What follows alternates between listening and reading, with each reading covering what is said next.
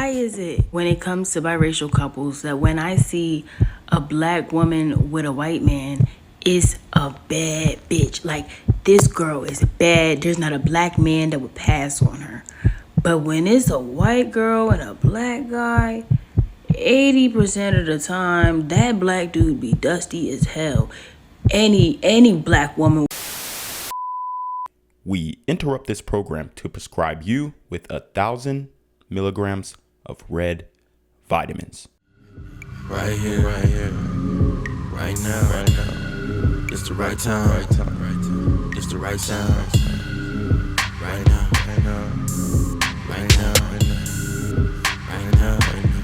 Tell the whole pipe down. Tell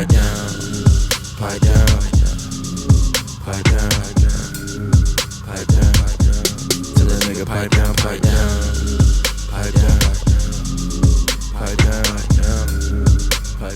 What's good, shout around? It's your boy Reclaim Your Throne coming at you with another crazy video. But first, my goal is to get to 10,000 subscribers by the end of the month. So make sure you go ahead and like, comment, share, subscribe. And you already know, reclaim your throne.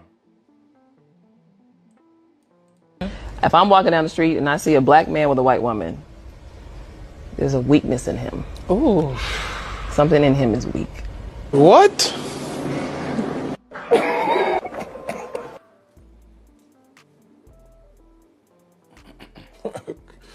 Okay. When I see a black woman with a white man, despite all the historical context that we know that sits behind that, I think, oh, she must have got she's tired. Like, she must have got so fed up that she's getting to rest now.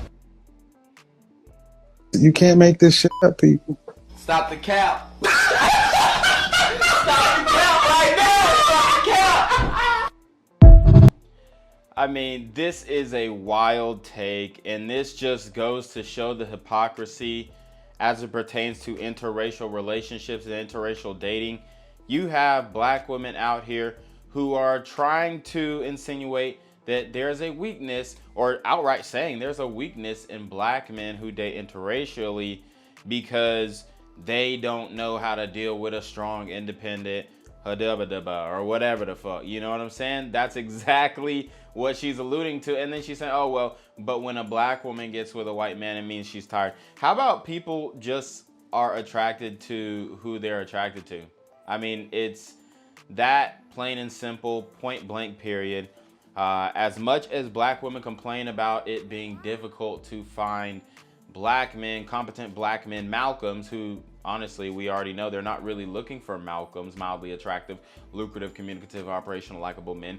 They're not really looking for these men like that. So, you know, when she's saying, oh, they're tired. Yeah, you might have a woman who is tired because she's dealing with the Pookie and Ray Ray, and she is dealing with the Thug Max Alpha Simp archetype, so she might be tired, but she's just getting exactly what she is attracted to, or exactly what's in her vicinity, because there's a lot of baby mamas out here, and that's what they're not really talking about either, right?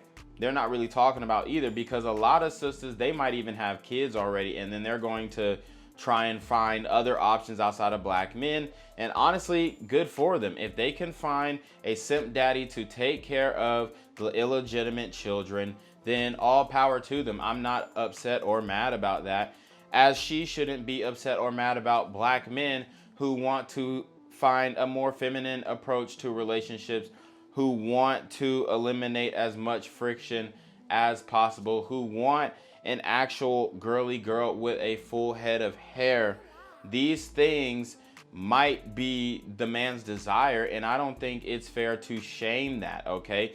Because black men, we're getting more exquisite tastes. You know, they love to say that, oh, well, black men are with these overweight black women. And yes, there are some black men who are with overweight white women, rather. I mean, we already know black men with overweight black women. That's just the facts. I mean, it is what it is. You kind of, you know, are dealing with what you can. You know, you might have a skinny Thug Max Alpha Simp, and he's just with this like porky ass bitch, but she's paying the bills. She got EBT. She on the Snaps program. She got money somehow, okay? She's got enough to pay for the things that, you know, he can't pay for because he trying to get his music career going, or he trying to get this and that going, or he may be waiting for a settlement. Y'all know all the excuses that niggas are making up, okay?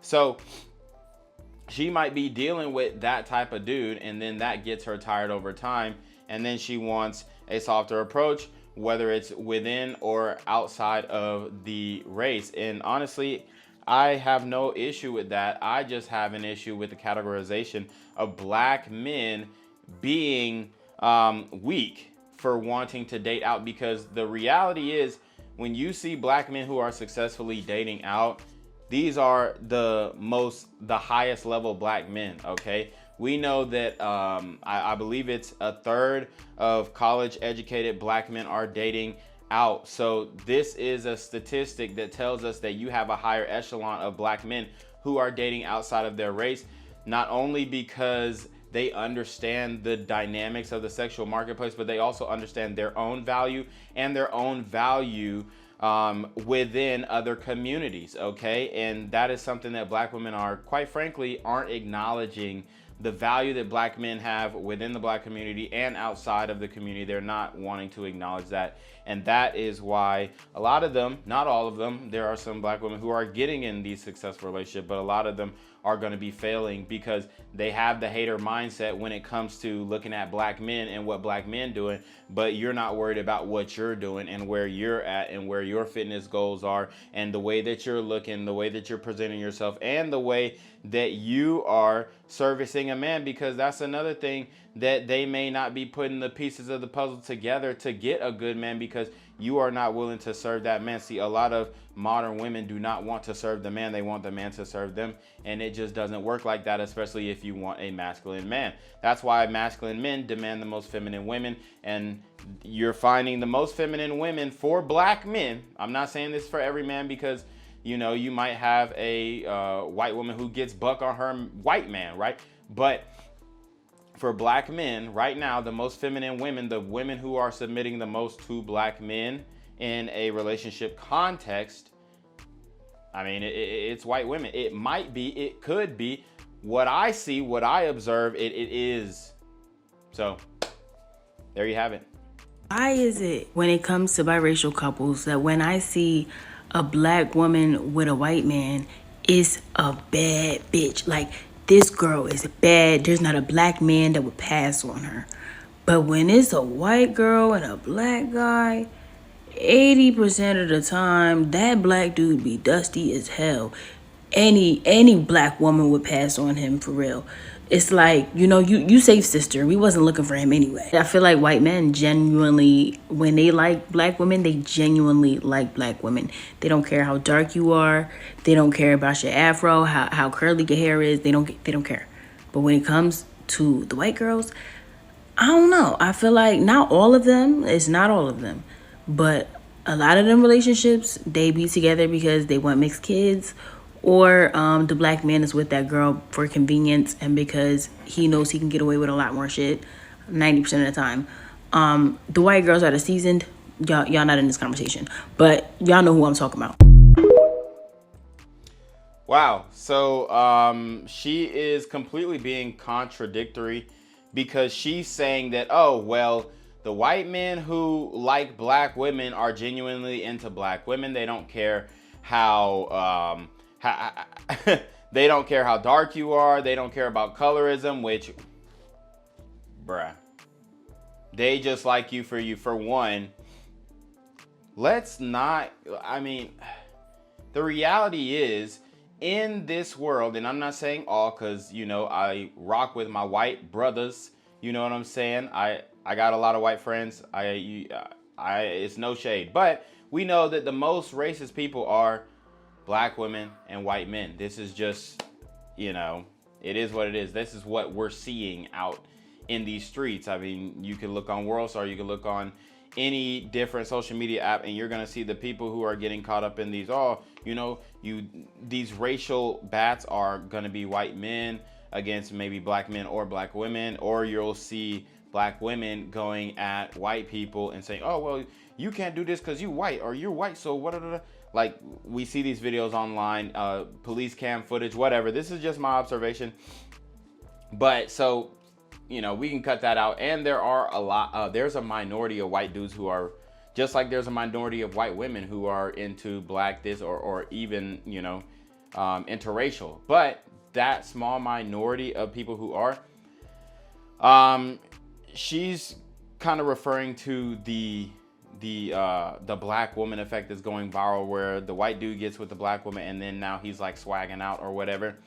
The reality is, it's actually the other way around as to what she's saying. She said that white men like black women, don't matter how dark they are or whatever.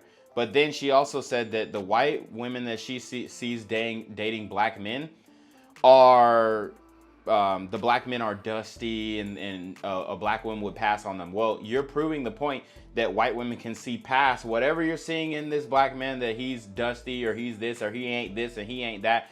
The white women are seeing past that and saying, oh, he has potential. Let me bring him up, or let me help him out in this way, or let me see if I can work this thing out. So whatever, she's literally contradicting herself, because she's trying to say, oh, well, white men are just getting bad. If that was the case, which we know that's not the case, but if that was really the case, then you would have to say, oh, well, white men are real picky about their black women because they're getting the best of black women. Whereas she's not saying that. She's saying they really like you for you, and it doesn't matter how dark you are or whatever. And that just, that's another thing. Women just will say, oh, every woman's beautiful. Every woman's beautiful. There's some ugly people in all different races, and there's some fine people in all different races. You know what I'm saying? It is what it is. But I mean, I rarely, and this is just me, and I'm in the South, I rarely see white men with a bad black woman, okay? The main people who are getting the baddest black women are hood niggas with motion. Period. This is not up for debate. Thug Max Alpha Simps who are having motion, maybe they scamming, maybe they trapping, maybe they rapping, maybe they got some type of hustle. These are the black men, or these are where the finest black women are going to, at least between the age of 18 and 25. That's just the reality. And if you want to deny that, I mean, I would challenge you to step outside and find a really fine black woman with a guy who's not a Thug Max Alpha Simp, with a nerd. It is very rare until they get older. And then, you know, by that time, they might have let themselves go. Who knows? So the bottom line is, she literally contradicted herself in this video. If all she's seeing is dusty black men with white women, then that means white women are actually accepting black men for where they're at. I mean, that's just a train of logic. I don't know what to say, but I don't know how she's thinking these things through. Maybe she needs to go back to the drawing board. Being non-white in the Midwest is not for the weak. Being blonde and white is the ideal type. Like, I live in Iowa, and 90% of the population here is white people. Me, to you guys, like, you guys might be like, oh, you look so good. Fam, I'm like the bold pick. I'm an exotic pick. It's rough out here. I was born in Florida, and if I grew up and lived in Florida, I know that I would probably be a completely different person with completely different experiences, because this is humbling living out here. They would pick a 6 out of 10 white girl over Rihanna. You know, like, that's the kind of shit people are doing out here. And then you have to worry about them picking you because of, like, a fetish. I just need me a Latina mommy. Or I just need me a mixed baddie. I'm just trying to be with someone who loves me. It's also worse out here when, like, the guys that do like me are, like, the lowest tier human beings. And I'm so sorry to say that, but I'm saying, like, they contribute absolutely nothing to society. Wow. They're degenerates, or they're criminals, or they're just wilding. Like, what vibe am I giving off? My parents have always recommended to find our love elsewhere, and I understand why. It is dread out and barren out here. It's hard seeing people in different places that look exactly like you, and they're being treated like queens, and I'm like, keep your head high. Keep your head high, ladies. I'm keeping my head high. So this is a very interesting video here, because you have a woman who is in Iowa, the Midwest, and the majority of the population is white. And obviously to us, especially here in the South, she looks exotic. She looks like, oh, like that's everybody. She's like breathtaking type beauty. and she's not being appreciated in the Midwest. This just goes to show the demographic change and how your attraction is based off of where your location is. Because honestly, I mean, she's probably like an LA 6 or 7. But in the South, she would be considered a 9, right? Maybe a high 8, 9. But at the end of the day, you know, we can't really see what she's working with completely because she's laying down. But at the end of the day, her face card is that of a Zaza, okay? Her face card is that of the Zaza pack, okay? So it's very interesting that she isn't able to find love, and she's saying that the people who are coming at her are degenerates, lowlifes. I don't know what she means by that. I don't know if she's trying to talk about black men in that way. I hope it's not. I hope it's the mud rut, you know, honky tonk Iowa people that she's talking about in that way. But you know, a lot of these women, they're not rocking with the local scene, all right, because they want something new. She is probably from small town Iowa, and it ain't working out, right? And this is why flued out culture is so big, because you have so many different type of people everywhere, and maybe they're not hitting it off in their location, but they're getting flued out. And it is, you know, it's a very interesting dynamic that is really changing the dating landscape, and you got to be there to know it. And you already know I'm in it. I'm in the streets. I'm in the thick of it. I understand what is going on, and you know, you have to be cognizant. Otherwise, it is going to be OV for you, and you're going to have people playing with your time, and you don't want to be that guy, right? So you already know what it is. It's your boy Reclaim Your Throne. Make sure you like, comment, share, subscribe. Send your relationship quotes to the email down below, or screenshot of your CashApp so I know your opinion on ties. Man, y'all need to be on your mark for getting the BS. You already know. Reclaim Your Throne. Want to become an elite level athlete? Well, look no further. The Reclaim Your Throne Elite D1 training course is all you need to take your performance from subpar to the creme de la creme of athletes all around the world. The purpose of this course is to give you a comprehensive weight training, speed, flexibility, recovery, and endurance program that is meant to prepare young athletes for collegiate and professional sports. This course is packed with over 2 hours of creative, action-packed lifts narrated and coached by yours truly to assure increased strength, speed, flexibility, recovery, and endurance. Hey, I get it. Training alone can be tough and can even make you feel misguided or somewhat unmotivated. But with this course, I walk you step by step through each and every lift to make sure you're using the proper form to prevent injuries and that you're hitting the correct muscle groups to render maximum results. So what are you waiting for? It's now or never. So go ahead and get the training course today so you too can reclaim your throne.